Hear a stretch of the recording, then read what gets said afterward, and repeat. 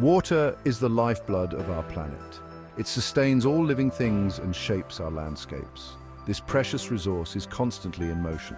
The hydrological cycle describes the movement of water across our planet. Understanding this cycle is crucial for managing this vital resource. From the smallest raindrops to the mightiest rivers, water is on an endless journey. It's a vital system that supports life on Earth. This continuous movement of water is essential for maintaining life. It provides the water we drink and the food we eat. Without the hydrological cycle, our planet would be a very different place. It's a delicate balance that we must strive to protect. Evaporation is the process by which water changes from a liquid state to a gaseous state, known as water vapor. This transformation is driven by the energy of the sun. Water molecules gain energy to break free and rise into the atmosphere. This process is crucial for the hydrological cycle. Imagine a puddle drying up on a sunny day. The sun's heat causes the water to evaporate into vapor. This vapor becomes part of the air around us. It's a key part of the water cycle. Condensation is the opposite of evaporation. It's the process where water vapor cools and changes back into liquid water. Warm, moist air rises and encounters cooler temperatures. Water vapor condenses around tiny particles like dust. These droplets clump together to form clouds. Clouds are visible masses of condensed water vapor. They vary in shapes and sizes. From cumulus clouds to thunderheads, they show the water cycle. Condensation forms clouds that produce precipitation. Without it, there'd be no rain, snow, or hail. It's like a giant water reservoir in the sky. Think of a cold glass on a humid day. Water vapor condenses on the glass, forming droplets. This small-scale process forms clouds in the atmosphere. Precipitation is the process where water falls from the atmosphere back to the Earth's surface. This occurs when the water droplets or ice crystals in clouds grow too large and heavy to remain suspended in the air. Gravity then pulls them down to the ground in various forms. The most common forms of precipitation are rain, snow, sleet, and hail. Rain is simply liquid water falling from the sky. Snow forms when the temperature in the atmosphere is cold enough for water vapor to freeze into ice crystals.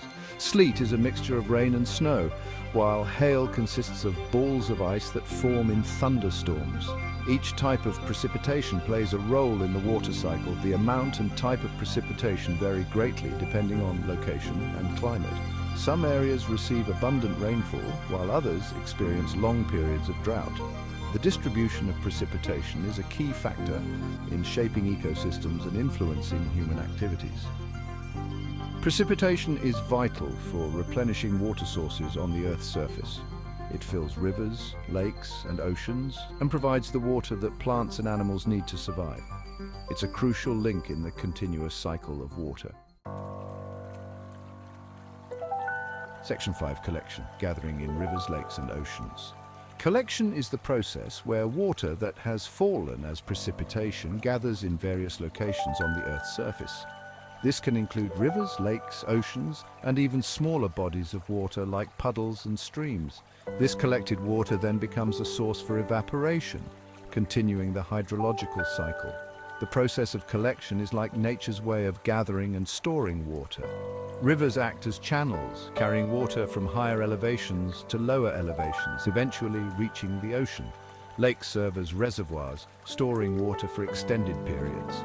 Oceans are the largest bodies of water on Earth, holding the vast majority of the planet's water.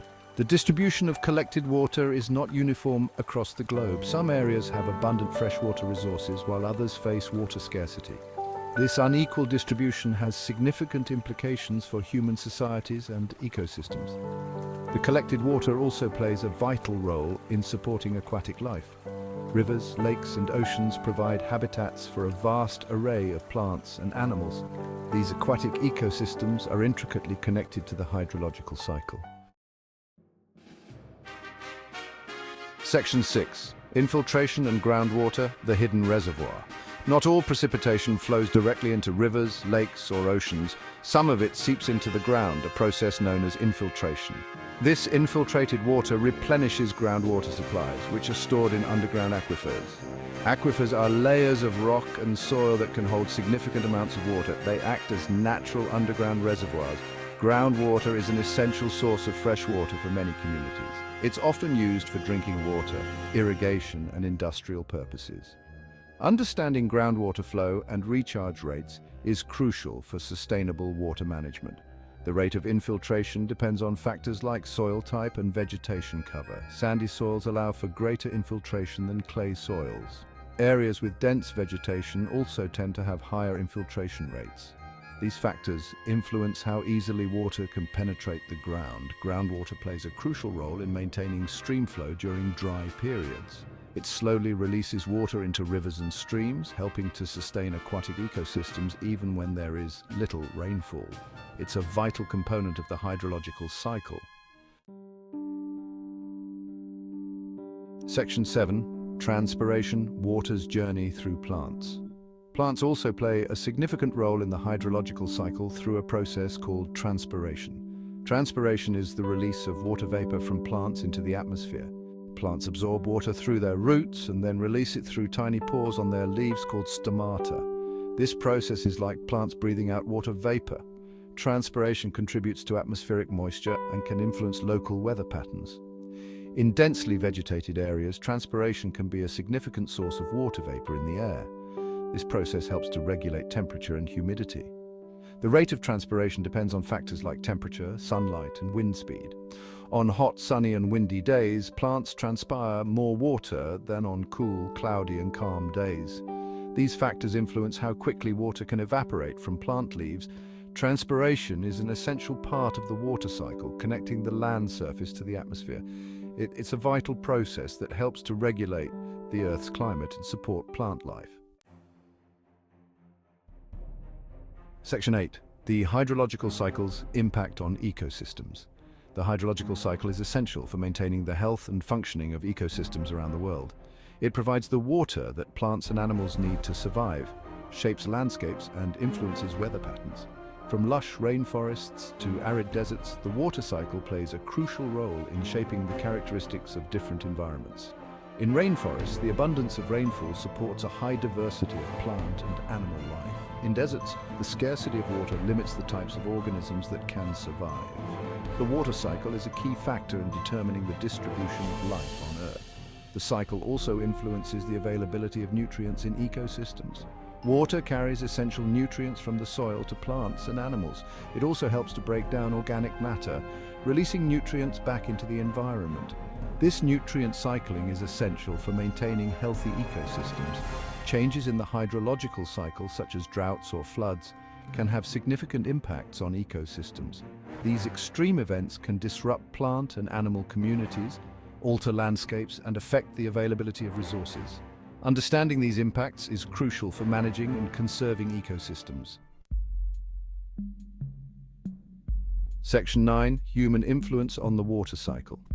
Human activities can have a significant impact on the hydrological cycle. Deforestation, urbanization, and agriculture can alter water flow patterns, increase runoff, and reduce infiltration. These changes can lead to increased flooding, decreased groundwater recharge, and changes in water quality. Pollution from industrial and agricultural activities can contaminate water sources, impacting both human health and aquatic ecosystems. Excessive water withdrawals for irrigation and industrial use can deplete groundwater supplies and reduce stream flow. These human impacts are increasingly affecting the delicate balance of the water cycle. Climate change is also playing a role in altering the hydrological cycle. Rising temperatures are leading to increased evaporation rates, changes in precipitation patterns, and more frequent extreme weather events. These changes pose significant challenges for water resource management. Sustainable water management practices are essential for mitigating the negative impacts of human activities on the water cycle. These practices include conserving water resources, reducing pollution, and adapting to climate change. Protecting the water cycle is crucial for ensuring a sustainable future. Section 10. Conclusion: the importance of understanding the water cycle. The hydrological cycle is a fundamental process that sustains life on Earth.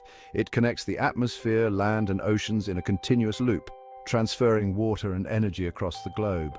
Understanding this cycle is essential for managing water resources, protecting ecosystems, and adapting to a changing climate. From the smallest raindrop to the mightiest river, the water cycle is a remarkable story of transformation and renewal. It's a story that unfolds all around us every day. By appreciating the interconnectedness of this cycle, we can better understand our planet and take steps to protect this vital resource. The water cycle is not just a scientific concept, it's a fundamental part of our lives. It provides the water we drink, the food we eat, and the landscapes we inhabit. Protecting the water cycle is essential for ensuring a healthy and sustainable future for all. As we face the challenges of a changing climate and growing water demands, understanding the hydrological cycle becomes even more critical. By working together, we can protect this precious resource for generations to come.